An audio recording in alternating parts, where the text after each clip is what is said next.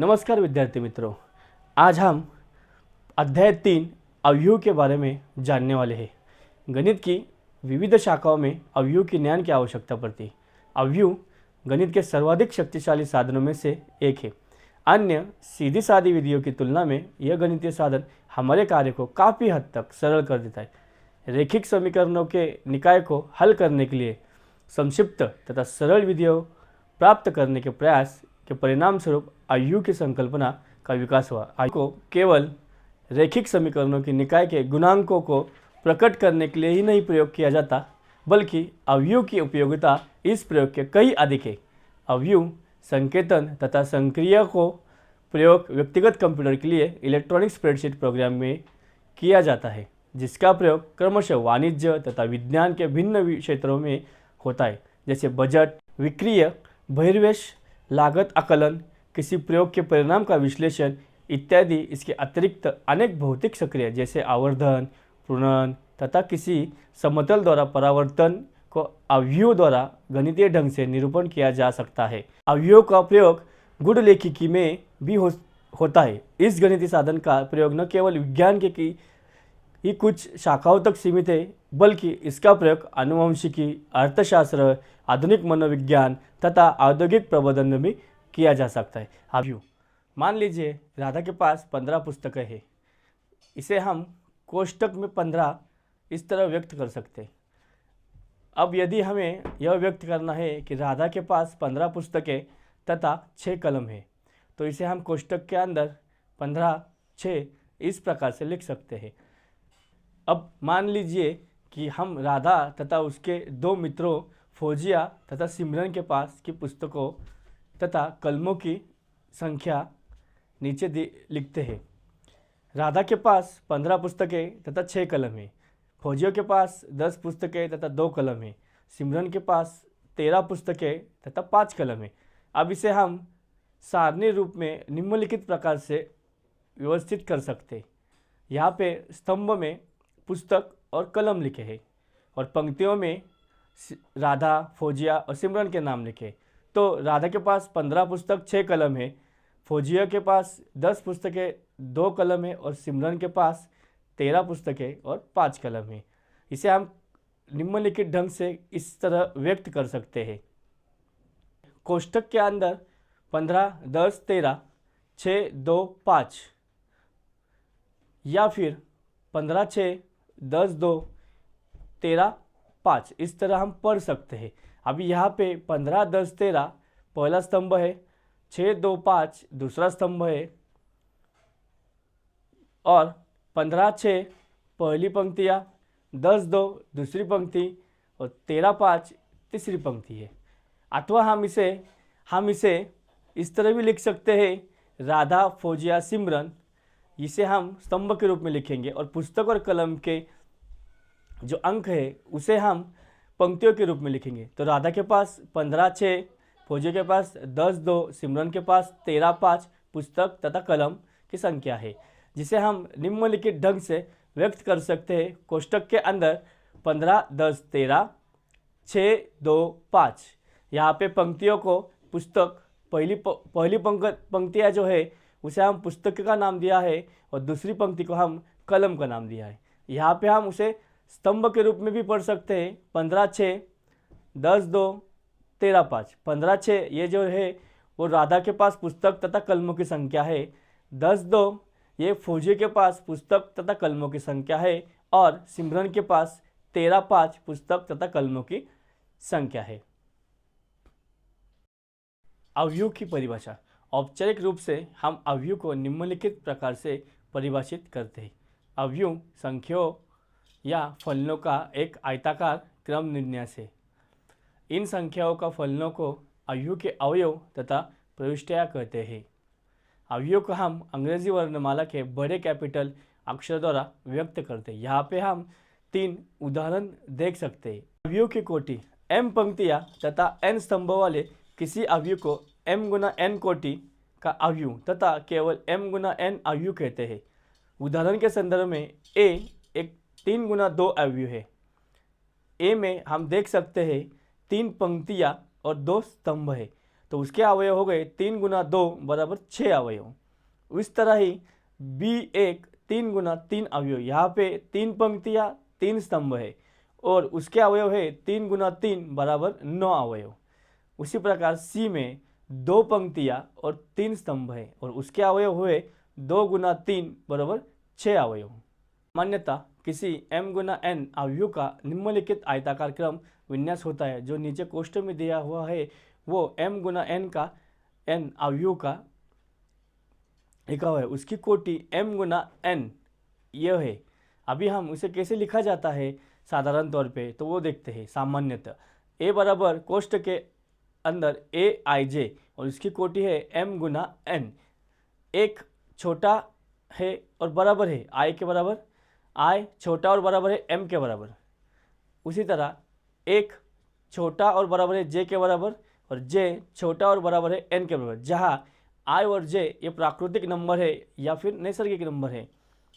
इस प्रकार IV पंक्ति के अवयव a i1 a i2 a i3 dash dash i n है, जबकि j व स्तंभ के अवयव a1j a2j a3j dash dash dash amj है। सामान्यतः aij IV पंक्ति और j व स्तंभ के आने वाले अवयव होता है। इसे हम a का ij व अवयव भी कह सकते हैं। किसी m गुना n अवयव में अवयव की संख्या mn होती है। यहाँ पे तो टिप्पणी है। पहली टिप्पणी है, हम किसी m गुना n कोटि के अवयव को प्रकट करने के लिए संकेत a बराबर कोष्ठक aij m गुना n का प्रयोग करेंगे। दूसरा, हम केवल ऐसे अवयव पर विचार करेंगे जिनके अवयव वास्तविक संख्या है तथा वास्तविक मानों ग्रहण करने वाले फलन है। हम एक समतल के किसी बिंदु xy को एक अवयव स्तंभ तथा पंक्ति द्वारा प्रकट कर सकते हैं, जैसे कोष्ठक स्तंभ में xy अथवा कोष्ठक पंक्ति में xy।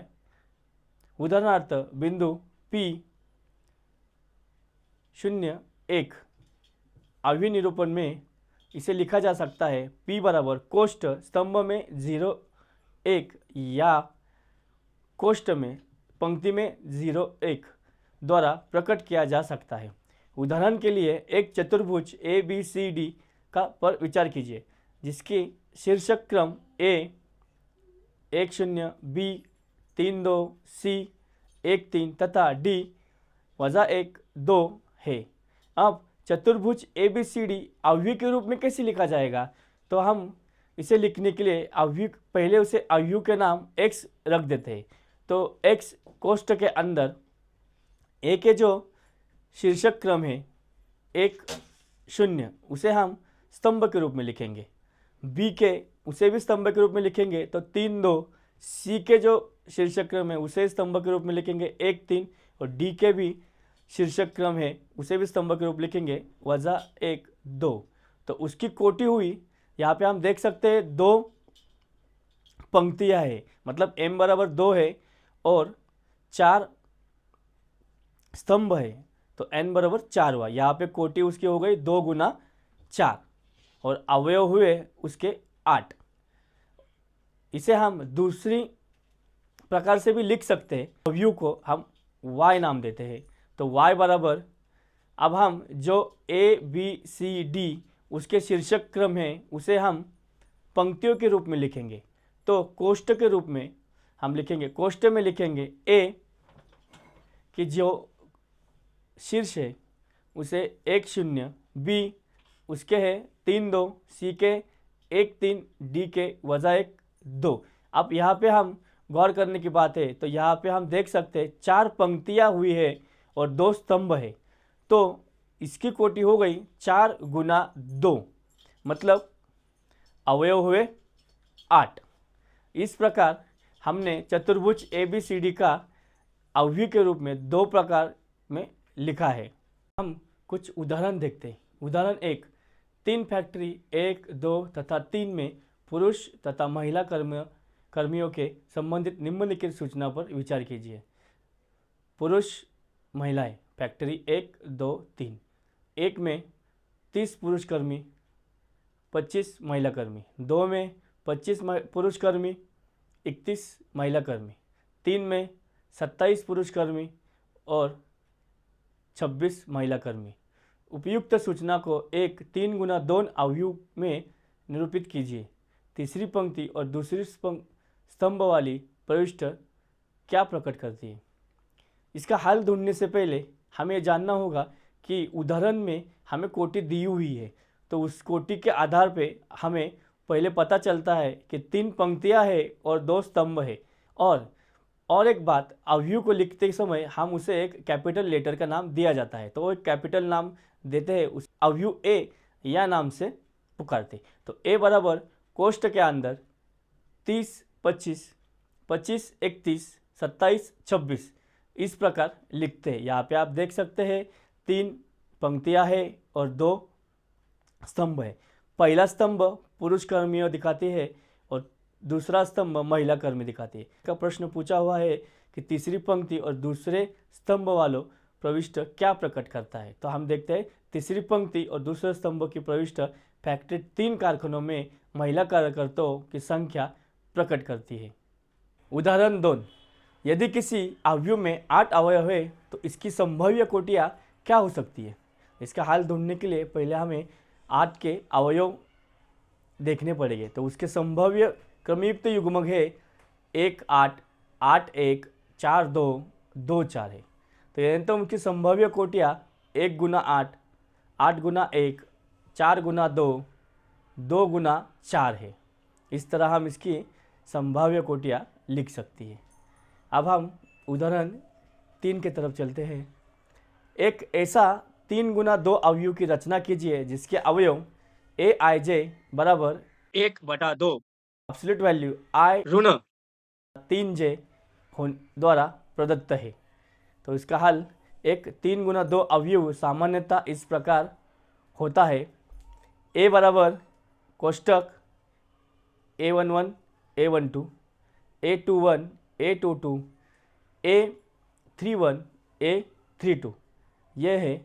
अब हम जो दिया हुआ हमको अवयव है उसका समीकरण लिख के लेते हैं। अब ए आई जे बराबर 1/2 एब्सोल्यूट वैल्यू आई ऋण 3j, यहाँ पे आई बराबर 1 2 3 तथा j बराबर 1 2 लेंगे। यहाँ पे हम देख सकते हैं 2 स्तंभ है, इसकी वजह से j की जो कीमत है हम 1 और 2 लेंगे। और यहाँ पे 3 पंक्तियाँ है, इसकी वजह से i की जो कीमतें है वो हम 1 2 3 लेंगे। ए आई जे बराबर 1/2 एब्सोल्यूट वैल्यू आई ऋण 3j, तो इसमें हम i बराबर 1 तथा j बराबर 1 की कीमत डालेंगे और A11 की कीमत यहाँ पे निकालेंगे। तो हमने ये कीमत वहाँ पे डाल के देखा है। तो A11 बराबर एब्सोल्यूट वैल्यू 1 ऋण 3.1। तो ये हमें सुलझाने के बाद हमें इसकी कीमत मिली है A11 बराबर 1। आप देख सकते हैं यहाँ पे उसे कैसे सुलझाया जाता है। अभी हम यहाँ पे i बराबर 1 तथा j बराबर 2 लेके A1 2 की कीमत हम यहाँ पे निकालेंगे। तो इसी प्रकार से हम A21 A22 A31 A3 2 की कीमत निकालेंगे। वो कीमत आप देख सकते हैं यहाँ पे क्या आई है। ये सब कीमत अब हम सामान्यता लिए हुए अवयव में डालने वाले हैं। अंत में 3x2 कोटि अवयव की अंत अभिष्ट अवयव ए बराबर कोष्ठक 1 5/2 1/2 2 0 3/2। अब हम आगे के पार्ट में अवयव की प्रकार देखने वाले हैं। धन्यवाद।